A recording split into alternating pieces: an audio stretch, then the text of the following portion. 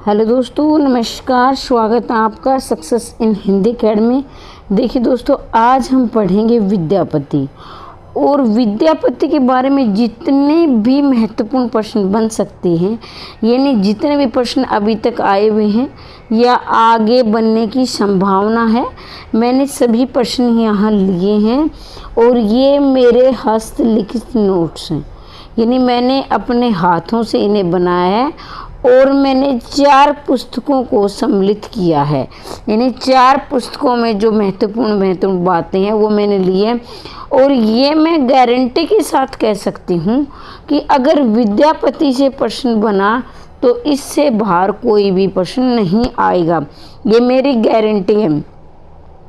इसके साथ ही अगर आप एस्टेट की तैयारी कर रहे हैं, टीजीटी, पीजीटी, ईएमआरएस, एनवीएस, किसी भी परीक्षा की तैयारी कर रहे हैं, तो ये मेरे नोट्स सिर्फ 1499 रुपये के हैं। 90 68 68 49 54 पर मैसेज करके आप इन्हें प्राप्त कर सकते हैं। क्लास भी आपको मिलेंगी, सारे डाउट और संपूर्ण पाठ्यक्रम भी आपको मिलेगा, ठीक है। और ये गारंटी बैच है आपका। तो देखिए, अब शुरुआत करते हैं। विद्यापति की राइटिंग में कोई दिक्कत हो तो कमेंट करके अवश्य पूछिए। वैसे मैंने काफ़ी और भी वीडियो मेरे नोट्सों के द्वारा करवा रखी, वो भी आप अवश्य देखें। अगर आप पहली बार चैनल पर आएँ तो चैनल को सब्सक्राइब कर लें, घंटी वाले निशान को दबा दें, ताकि जब भी मैं वीडियो डालूँ आप तक उचित समय पर पहुँच जाएँ। अपने दोस्तों तक भी अवश्य शेयर कर दें। आप देखिए, विद्यापति, इनके जन्म के बारे में बात करती हूँ। तो इनका जन्म हुआ था, एक सेकंड, तो देखिए इनके जन्म की मैं बार बार बात करती हूँ। 1350 से 1450 ईस्वी इनका जीवन काल है। जन्म हुआ था 1350 में और मृत्यु हुई थी 1450 ईस्वी। और ये किसके अनुसार है? ये डॉक्टर नगेंद्र के अनुसार है। अब जन्म देखेंगे, दरभंगा बिहार जिले के बिस्पी नामक गांव में हुआ था। जन्म भी कई बार पूछा जाता है, इन्हें भी आप अवश्य याद कर लेंगे। पिता के बारे में बात करूं, गणपति ठाकुर संस्कृत के विद्वान थे, जिन्होंने गंगा भक्ति तरंगिणी नामक पुस्तक लिखी और इसे मिथिला के राजा गणेश्वर को समर्पित किया, ठीक है। तो ये पुस्तक इनके पिता ने लिखी थी, भाई इनके पिता ने लिखी थी और ये मिथिला के राजा गणेश्वर को समर्पित थी, यानी उनके बारे में लिखी थी। अब गुरु के बारे में, गुरु तो आप अवश्य याद कर लेना, मैंने एक गुरु शिष्य की वीडियो भी करवा रखी है। गुरु हमेशा पूछे जाते हैं। तो गुरु थे इनके पंडित हरि मिश्र। और विद्यापति तिरहुत के राजा शिव सिंह और उनके भाई कीर्ति सिंह के दरबार में रहते थे। तो ध्यान दीजिए, पिता तो चाहे आप याद, तो हो सकता है कि पिता के बारे में तो ना भी पूछा जाए, लेकिन गुरु और उनके आश्रय दाता में रहते थे, यानी जिन राजाओं के दरबार में इन्होंने कार्य किया था, कविताएं लिखी थी, रचनाएं लिखी थी, वो आप जरूर याद कर लेंगे, ठीक है। जो महत्वपूर्ण बातें मैं आपको याद दिलाती हुई चलूँगी। तो शिव सिंह और कीर्ति सिंह के दरबार में ये रहते थे। कीर्ति सिंह के दरबार में अधिक दिन रहे, यानी कि अगर आपसे पूछा जाए कि किस के दरबार में ज़्यादा दिन रहे थे, तो कीर्ति सिंह के दरबार में अधिक दिन रहे थे। ऐसा माना जाता है कि आरंभ में विद्यापति वैष्णव थे और बाद में शैव हो गए थे। ये शैव संप्रदाय के माने जाते, कहने का मतलब कि आरंभ में भी उनकी शुरुआत के दिनों में ये वैष्णव धर्म को मानते थे, यानी वैष्णव की पूजा करते थे, बाद में शैव हो गए थे। तो विशेष रूप से मैंने यहाँ लिखा कि शैव संप्रदाय को माने थे, यानी शैव संप्रदाय के माने जाते हैं। हो सकता है कि ये प्रश्न कई बार बन जाते हैं कि ये किस धर्म को मानते थे, किस संप्रदाय को मानते थे, तो ये शैव संप्रदाय को मानते थे, लेकिन शुरुआत के दिनों में ये क्या थे? वैष्णव थे। अब ये इनकी उपाधियाँ बहुत, यानी उपाधियाँ कहें या उपनाम कहें, एक ही बात है। और यहाँ से प्रश्न हर बार बनता ही बनता है। अभिनव जयदेव मैथिल कोकिल, नव कवि शेखर, खेलन कवि, झूलन कवि, कवि कंठार, पंचानन कवि शेखर, सरस कवि, दशावधन आदि। तो ये सारे इनके उपनाम हैं, ये आप अवश्य याद कर लेंगे। अगर मैं स्पीड से चल रही हूँ तो वीडियो को आप थोड़ा रोक कर याद कर लीजिए करें। अगर लग रहा कि अब मैं धीरे चल रही हूँ तो स्पीड बढ़ाकर भी देख ले सकते हैं, अपने अनुसार इसे देख सकते हैं। तो यहाँ देखेंगे अभिनव जयदेव मैथिल कोकिल जो आए हुए नाम मैं आपको बता देती हूँ। पंचान, कवि कंठार, ये नाम और दशावधान, ये नाम तो अभी तक पूछे गए हैं। तो ऐसे तो सारे याद कर लेने, क्या पता अगली परीक्षा में कौन सा पूछ लिया जाए, लेकिन अब तक पूछे हुए नाम तो ये हैं।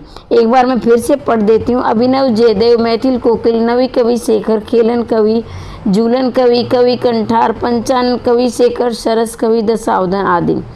इन्होंने कुल 14 रचनाएं लिखी। देखिए यहाँ ध्यान दीजिए, अगर ऑप्शन में 14 दिया है तो आप 14 करेंगे, लेकिन अगर ऑप्शन में 16 आ जाए तो आप 16 करेंगे।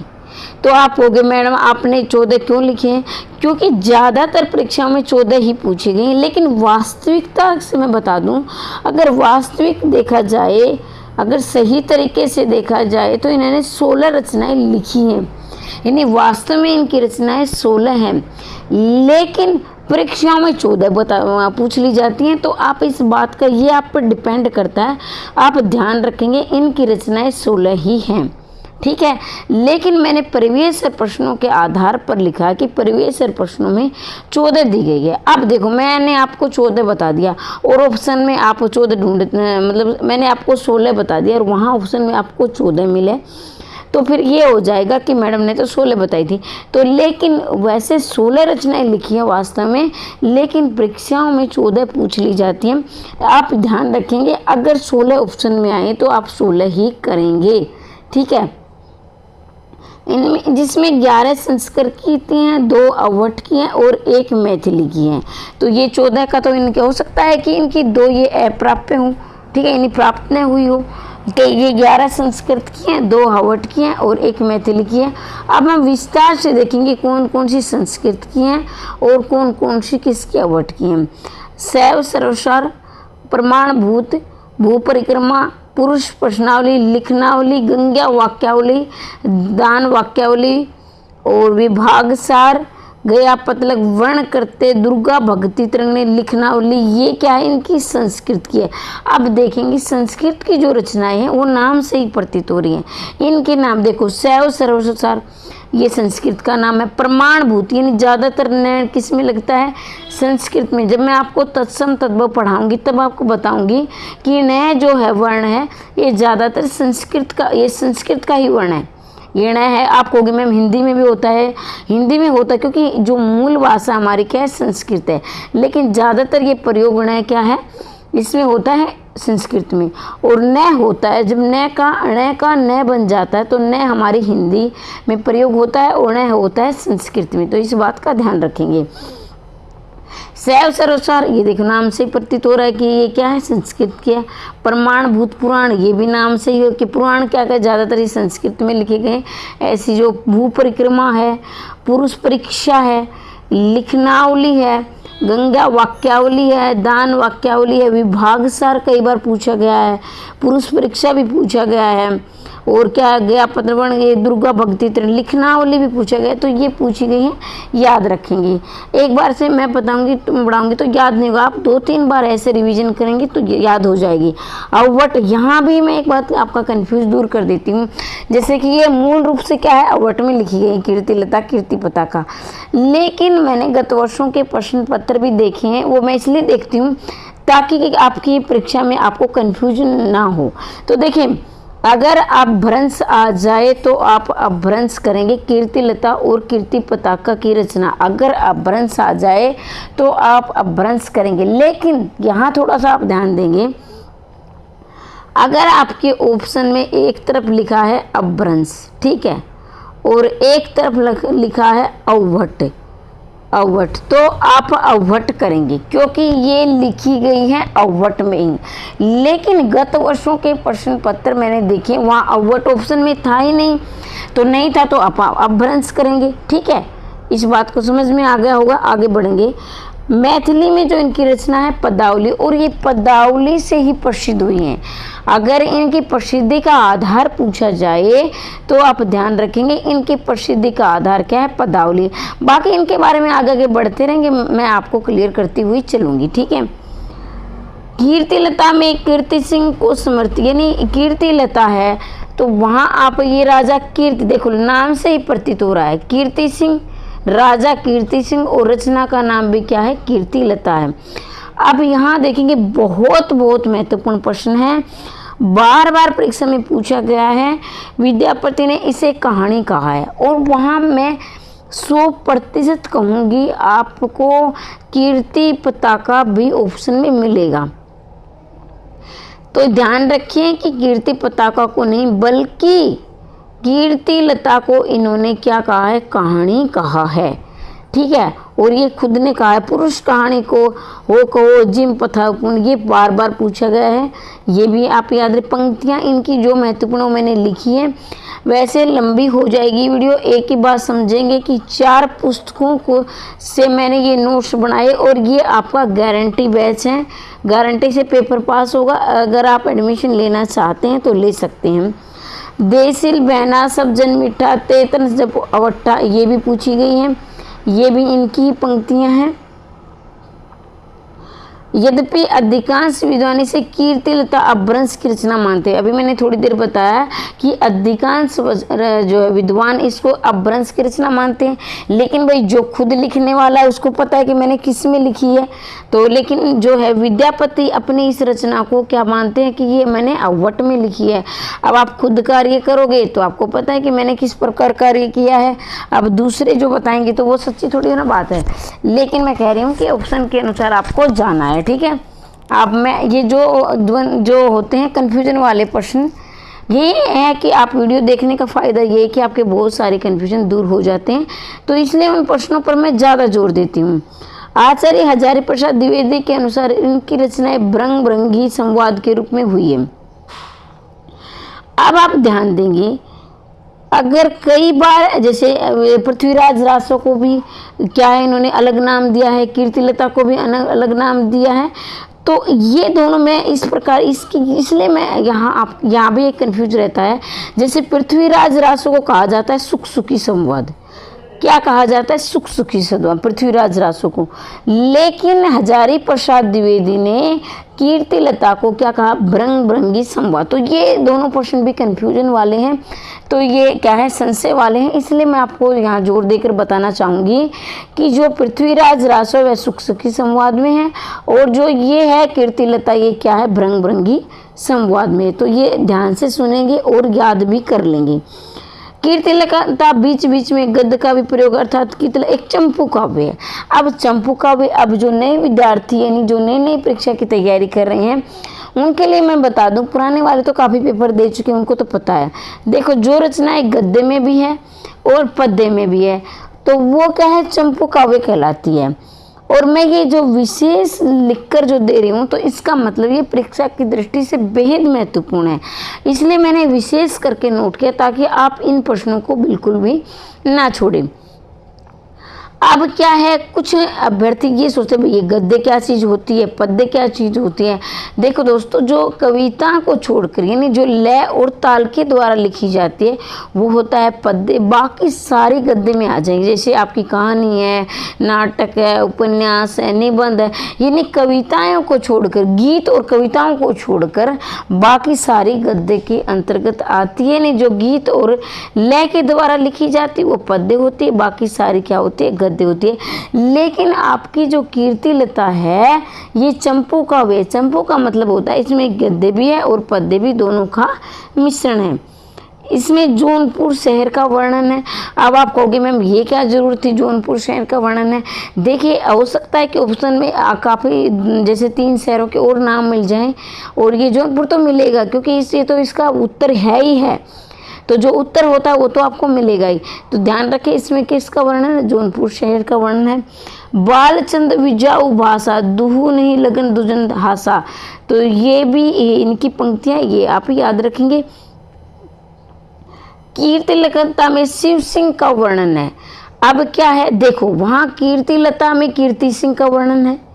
अब दोनों में कीर्ति आया है तो आप कंफ्यूज हो सकते हैं, लेकिन ध्यान दें कीर्ति लता में क्या है, कीर्ति सिंह का वर्णन है, और कीर्ति पताका में किसका वर्णन है, शिव सिंह का वर्णन है।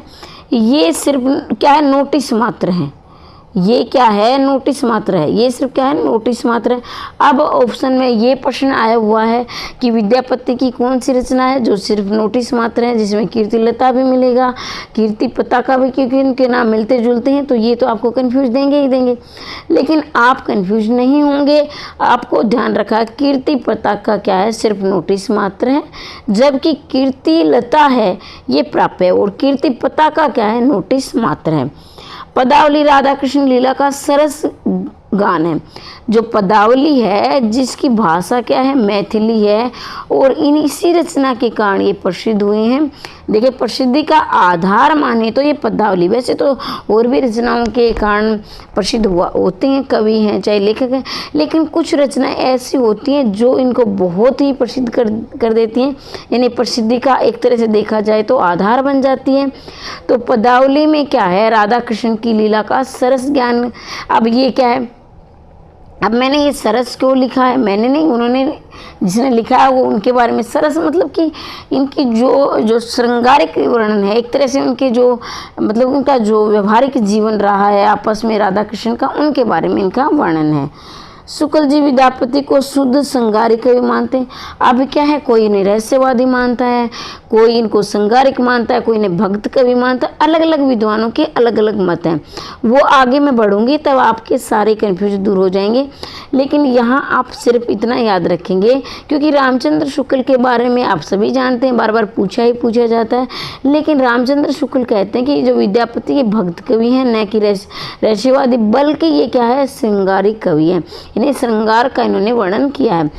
आचार्य रामचंद्र शुक्ल विद्यापति के संबंध में लिखा है कि देखो, ये इनकी कोटेशन किसकी है, ये रामचंद्र शुक्ल का कथन है, और ये टीजीटी से लेकर असिस्टेंट प्रोफेसर तक के मैंने नोट्स बनाए हैं, सभी के लिए महत्वपूर्ण है। यानी कि एक तरह से देखा जाए ये मलाई वाले नोट्स हैं, और ये पंक्ति बार बार पूछी जाती है। ये असिस्टेंट प्रोफेसर तक पूछी गई पंक्ति है, और टीजीटी में भी पूछी गई है। आध्यात्मिक रंग के चश्मे बहुत सस्ते हो गए हैं, जिन्हें चढ़ाकर कुछ लोग गीत गोविंद को आध्यात्मिक संकेत, यानी आध्यात्मिक संकेत बताए, जैसे कि विद्यापति के इन पदों को। उन्होंने कहा कि आध्यात्मिक रंग के चश्मे बहुत सस्ते हो गए हैं, जिन्हें चढ़ाकर लोग गीत गोविंद में क्या आध्यात्मिक देखते हैं, यानी आध्यात्मिकता देखते हैं। वैसे ही विद्यापति के इन पदों को कहते हैं कि कुछ लोग क्या कहते हैं, विद्यापति के पद जो श्रृंगारिक हैं, ये क्या है, भक्ति है, लेकिन भक्ति मतलब आध्यात्मिक है। लेकिन रामचंद्र शुक्ल कहते हैं कि ये इनके क्या आध्यात्मिक रंग के चश्मे इतने सस्ते हो गए, जिनको गीत गोविंद में भी आध्यात्म दिखता है, विद्यापति के पदों में भी अध्यात्म दिखता है, यानी भक्ति दिखती है। बल्कि क्या क्या कहते हैं कि रामचंद्र शुक्ल की क्या है, श्रृंगारिक पद हैं। भाई मेरे गले में बहुत प्रॉब्लम रहती है, इसलिए जो वाक्य यानी जो शब्द समझ में नहीं आए तो कमेंट करके आप पूछ लेना। डॉक्टर बच्चन सिंह विद्यापति को जातीय कवि कहते हैं। डॉक्टर बच्चन सिंह विद्यापति को क्या कहते हैं, जातीय क्या है, कवि है। किसने कहा है, डॉक्टर बच्चन ने। किसके बारे में कहा है, विद्यापति के बारे में कहा है। क्या कहा है, ये क्या है, जातीय कवि। ये प्रश्न भी पूछा गया आपको कि मैम ये भी प्रश्न पूछा गया, वो भी, क्योंकि मैंने नोट्स जब देखो 4 पुस्तकों अगर आप पढ़ोगे 4 पुस्तक तो कितनी लंबी चौड़ी हो जाएगी। लेकिन मैंने क्या किया, उनके मलाई वाले प्रश्न थे जो बार बार पूछे गए, 4 पुस्तकों में महत्वपूर्ण छांट कर लिखी हैं। अब ये तो नहीं है हर पुस्तक में सारी चीज़ें पढ़ने योग्य होती है या सारी चीज़ छोड़ने योग्य होती हैं। तो ये एक अच्छे विद्यार्थी का एक गुण होता है, उसको ये परख होती है कि इस पुस्तक में मैंने क्या पढ़ना है और क्या छोड़ना है। तो इसी दृष्टि को मद्देनजर रखते हुए मैंने 4 पुस्तकों में जो पढ़ने वाली चीज़ें वो अपने नोट्सों में शामिल की है। अब एडमिशन लेना ना लेना वो आपकी मर्जी है, बाकी निःशुल्क क्लासें भी आपको मिलती रहेंगी। डॉक्टर बच्चन सिंह ने विद्यापति को अपरूप का कवि कहा। यहाँ तो क्या कहा है, जातीय कवि है, और यहाँ क्या कहा, अपरूप का कवि है। अब आप बोलोगे मैम ये अपरूप क्या चीज़ होती है, तो मैंने अपरूप भी मैंने देखा, अपरूप भी इसका मतलब कुरूप, भद्दा, बेडूल। तो डॉक्टर बच्चन ने एक जगह तो बोल दिया कि जातीय कवि है, दूसरी जगह बोल दिया अपरूप का कवि। अब एक लेखक कई बातें बोल सकते हो ना, आप भी तो कई नाम अपने दोस्तों के कई नाम रख देते हो, तो उसी तरह इन्होंने भी रख दिए भाई एक अपरूप का कवि है, यानी इसका अपरूप का मतलब होता है कुरूप है, भद्दा है, बेडोल है। विशेष लिखा है, अब यह विशेष देखेंगे, महोपाध्याय हरप्रसाद शास्त्री। अब क्या है, हरप्रसाद शास्त्री ने क्या कहा, विद्यापति को पंचदेव उपासक का स्वीकार किया है। यानी हरप्रसाद शास्त्री के अनुसार विद्यापति को पंचदेव उपासक स्वीकार किया गया है। निराला ने पदावली के श्रृंगारिक पदों की मादकता को नागिन की लहर किया गया। वेरी वेरी IMP लगा लेना, बहुत बहुत महत्वपूर्ण है। ये भी प्रश्न ऐसा है, चाहे आप DGT की तैयारी कर रहे हो, चाहे PGT के असिस्टेंट प्रोफेसर, सब में आता है। निराला ने पदावली के श्रृंगारिक पदों को क्या कहा है, ये कि नागिन की लहर है। ये क्या है, नागिन की लहर है। अब क्या याद कैसे करेंगे मैम, आपने तो कहीं बच्चन को पढ़ा दिया, कहीं शुक्ल को पढ़ा दिया, कहीं हरप्रसाद शास्त्री को, अब ये निराला आ गए। तो देखो मैं हूं ना, मैं आपको ट्रिक के द्वारा इसको याद करवाऊंगी। देखो अब नागिन जैसे चलती है, ऐसे ऐसे से लहर खाती हुई चलती है नागिन के, ऐसे से झूमती हुई चलती है। अब वो क्या, अपने निराली जैसे कोई नहीं है, कोई भी वो मानस नहीं है, कोई मनुष्य नहीं है, कोई बालक, कुछ भी लगा, महिला, कुछ भी नहीं है। आप कहीं जंगल में जाए तो वो बड़ी मस्त मदमस्त होती हुई चलती है, मादकता जैसे कि उन्हें चलती रहती है। तो वो क्या, बड़ी निराली होकर चलती है। कैसे चलती है, निराली। तो नागिन क्या होती है, निराली होती है, अपनी मस्ती में चलती है। तो यहाँ आप याद रखेंगे, निराला ने अपने श्रृंगारिक पदों के, निराला ने विद्यापति के श्रृंगारिक पदों को क्या कहा है, मादकता में कि नागिन की क्या है, लहर है। अब हजारी प्रसाद ने श्रृंगार के रस के सिद्ध वाक्य कवि कहा है। यानी हजारी प्रसाद द्विवेदी ने विद्यापति को श्रृंगार रस के सिद्ध वाक्य कवि कहा। जितने भी कथन थे सारे मैंने ले लिए, महत्वपूर्ण, कुछ नहीं छूटा इसमें। मैथिली गोरख विजय नाटक है। अब मैथिली क्या है, ये क्या है, नाटक है। और ये कौन से भाषा में, ये मैथिली भाषा में। तभी तो ये 16 रचनाएं इनकी होती हैं। लेकिन भाई यहाँ में क्या, मैं तो प्रीवियस ईयर के आधार पर 14 बताइए, लेकिन वास्तव में इनकी 16 रचनाएं हैं। गोरख विजय गद्य भाग इनका संस्कृत में, और पद देखो यहाँ याद रखेंगे, इनका जो गद्य भाग है वो संस्कृत में लिखा गया है और पद्य भाग क्या है, मैथिली में है। अब आप कहोगे मैम अगर ये आ जाए तो हम क्या करेंगे, तो ये दोनों ऑप्शन इकट्ठे नहीं मिलेंगे। अगर इकट्ठे मिले तो ये जरूर होगा भाई गद्य भाग कौन सा है, तो उसमें गद्य भाग आप करोगे संस्कृत में है, पद्य भाग क्या है, मैथिली में। यानी दोनों, यानी गद्य पद्य अलग अलग, ये कंफ्यूज पैदा नहीं करेंगे आपको। या तो ये मिलेगा कि गद्य भाग किस में लिखा गया, तो आप लिखोगे संस्कृत में, या ये मिलेगा कि पद्य भाग कौन सा है, तो मैथिली में। अगर आप कहोगे मैम दोनों आ जाए तो फिर क्या संस्कृत होगा, तो वहाँ मैथिली नहीं होगा, मैथिली होगा तो संस्कृत नहीं होगा। या होंगे तो एक ही ऑप्शन में दोनों होंगे। तो पढ़ने का तरीका भी, याद करने का तरीका भी आपका होना चाहिए, ठीक है। मेहनत तो सभी करते हैं, लेकिन जो मेहनत करता है, समाज स्टडी जिसको बोलते हैं, वो किस प्रकार कौन करता है वो आपको पता होना चाहिए। या आप श्रृंगारी कवि मैंने लिए हैं, या भक्त कवि लिए हैं, या रहस्यवादी के लिए, इसलिए कि अलग अलग विद्वानों ने विद्यापति को अलग अलग माना है। देखो हरप्रसाद शास्त्री क्या कहते हैं कि ये श्रृंगारी कवि है। रामचंद्र शुक्ल को तो याद कर लेंगे, 100% बार बार कह रहे हैं कि ये श्रृंगारी कवि है। सुभद्रा झा भी कह रही हैं कि ये श्रृंगारी कवि है। राम कुमार वर्मा, रामवृक्ष बेनीपुरी। अब यहाँ मैं एक ट्रिक बताऊंगी छोटी सी आपको। जैसे राम राम जिन पर आ रहा है वो तो सारे श्रृंगारी कवि कह रहे हैं, रामचंद्र शुक्ल है, राम कुमार वर्मा है, रामवृक्ष बेनीपुरी, राम वाले सारे श्रृंगारी कह रहे हैं। अब क्या है, राम के लिए हम क्या ले जाते हैं, प्रसाद लेकर जाते हैं, तो वो भी क्या बोल रहे हैं भाई श्रृंगारी कवि हैं। सुभद्रा, सो ये भी इसी तरह मिलता जुलता है, तो ये भी याद रखेंगे। अब भक्त क्या कह रहे हैं, बाबू ब्रजनंदन साय भक्त कवि कह रहे हैं, श्याम सुंदर भी भक्त कवि, हजारी प्रसाद द्विवेदी।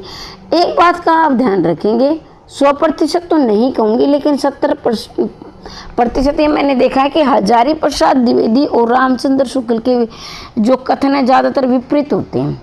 भाई कुछ मामलों में समान भी है, लेकिन ज़्यादातर मैंने देखा, जैसे इनका वो कथन देखिए, उदाहरण के तौर पर जैसे आदिकाल के भक्ति काल के संबंध में इनका कथन है कि भक्ति काल में क्या कह रामचंद्र शुक्ल के कि मुसलमानों का आक्रमण नहीं होता तो भक्ति काल नहीं आता। जबकि हजारी प्रसाद द्विवेदी जुम्मे के में क्या कह रहा है कि मैं जोर देकर कहना चाहता हूँ अगर इस्लाम नहीं आया होता तो भी भक्ति काल का उदय होना जरूरी था। तो मतलब इनके जो कथन है एक दूसरे से विपरीत मिलते हैं ज़्यादातर मामलों में। अब रहस्यवादी कौन मानते हैं, ग्रियर्सन, नागेंद्र और जनार्दन मिश्र। ये क्या मानते हैं? रहस्यवादी। ठीक है, तो ये रहस्यवादी मानते हैं, ये भक्त कवि मानते हैं, ये संगारी। तो ये तो आप जरूर याद कर लेंगे। हिंदी में विद्यापति को कृष्ण गीत परंपरा का प्रवर्तक माना जाता है। अब हिंदी वाले क्या मानते हैं कि विद्यापति है जो कृष्ण गीति परंपरा के प्रवर्तक है। विद्यापति को इटली में दाते और इंग्लैंड में चासर के समान माना गया है। विद्यापति को इटली के जो दाते हैं, यानी इटली के दाते कवि हैं, उनके समान माना गया, और इंग्लैंड के जो चासर हैं उनके समान माना गया है। कारण है ये भाषाओं बनाने के आधार पर, यानी ये भी अलग अलग भाषाओं में लिखते थे, और ये भी आप देखिए विद्यापति ने कहीं क्या है संस्कृत में लिखी हैं रचनाएं, कहीं मैथिली में लिखी हैं, कहीं अपभ्रंश अवट में लिखी हैं। तो इन्होंने सब भाषाओं पर एक तरह से देखा जाए तो कितना मतलब इनकी एक पकड़ थी। हमारे लिए हिंदी में लिखना मुश्किल हो रहा है, और ये क्या है इतनी भाषाओं में लिख रहे हैं, तो मान सकते हैं इनको कितनी भाषाओं का ज्ञान था। अब विद्यापति की रचनाएं देखिए, ये थोड़ा मैंने ट्रिक का सहारा लिया है क्योंकि मैं दोनों विद्यार्थियों को ही साथ लेकर चलती हूँ। कुछ ऐसे मेरे दोस्त हैं जो कि ट्रिक के द्वारा पढ़ना पसंद करते हैं, कुछ ऐसे हैं जो भाई क्या है कुछ 0 से लेकर 100 की नहीं लॉजिक ऐसे कि अब बस हमें तो पूरा कंटेंट चाहिए। तो मैंने यहाँ दोनों को ही शामिल मैं हमेशा करती हूँ, दोनों ही मैं विद्यार्थियों को साथ लेकर चलती हूँ। देखिए पप्पू और कीर्ति भूमणि लाया। पप्पू और कीर्ति भूमणि लाया। या पप्पू क्या है नाम होता है, कीर्ति भी एक है लड़की का नाम होता है। तो देखेंगे पप्पू और कीर्ति भूमणि लाया। पप्पू और कीर्ति क्या लाए हैं? भूमणि। अब देखिए पै से पदावली, पू से पुरुष परीक्षा, ओ को हम यहाँ साइलेंट कर देंगे, यानी इंग्लिश में होता है ना साइलेंट वर्ड, तो वही है। और कीर्ति से कीर्तिलता कीर्ति पताका, भू से भू परिक्रमा, मणि से मणि मंजारा। तो ये आप और लाया क्या है? ये भी क्या है? साइलेंट है। तो पप्पू और कीर्ति क्या लाए? भूमणि लाए हैं। पै से पदावली, पू से पुरुष परीक्षा, कीर्ति से कीर्तिलता कीर्ति पताका, भू से भू परिक्रमा और मणि से मणि मंजरा। तो ये इनकी रचनाएं हैं, ट्रिक के द्वारा मैंने आपको बताई हैं। अब अयोध्या सिंह उपाध्याय हरिओद के कथन देखेंगे। अयोध्या सिंह उपाध्याय हरिओद ने इनके काव्य की प्रशंसा करते हुए लिखा कि गीत गोविंद के रचनाकार जयदेव की मधुर पदावली पढ़कर जैसा अनुभव होता है, वैसा ही विद्यापति की पदावली पढ़कर उनकी कोकिल कंठता के कारण उन्हें मैथिल कोकिल कहा जाता है। अब क्या इन्होंने तो पूरा ही क्या चिट्ठा खोल दिया कि इन्हें मैथिल कोकिल क्यों कहा जाता है। उन्होंने कहा कि उनके काव्य की प्रशंसा करते हुए, यानी कि उनकी कविताओं की प्रशंसा करते हुए उन्होंने कहा है कि गीत गोविंद के रचनाकार है, गीत गोविंद के रचनाकार क्या है? जयदेव है, जिनके क्या है मधुर पदावली पढ़कर ऐसा अनुभव होता है, वैसा ही यानी जिस प्रकार से गीत गोविंद को पढ़कर, जयदेव की रचना है गीत गोविंद को पढ़कर मधुर पदावली पढ़कर ऐसा अनुभव होता है, वैसे ही विद्यापति की पदावली पढ़कर मैथिल कोकिल कंठता के कारण, यानी उनका जो कंठ है वो क्या है मतलब कोकिल है, कोकिल मतलब कोयल के समान है। और मैथिली क्या है? मैथिली में इन्होंने लिखी है। तो ये इनकी तारीख में इन्होंने लिखा है।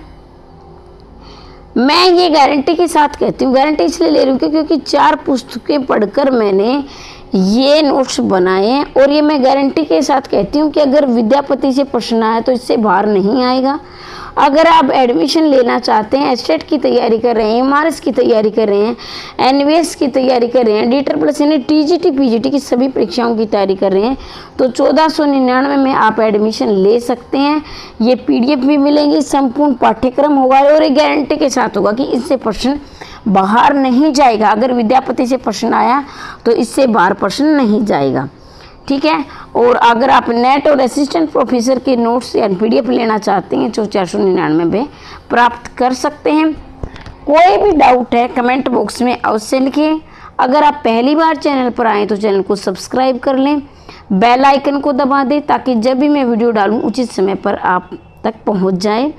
हमेशा हंसते रहिए, मुस्कुराते रहिए, दिन दोगुनी रात चौगुनी उन्नति करते रहिए। आज के लिए इतना ही, मिलते हैं अगली वीडियो में।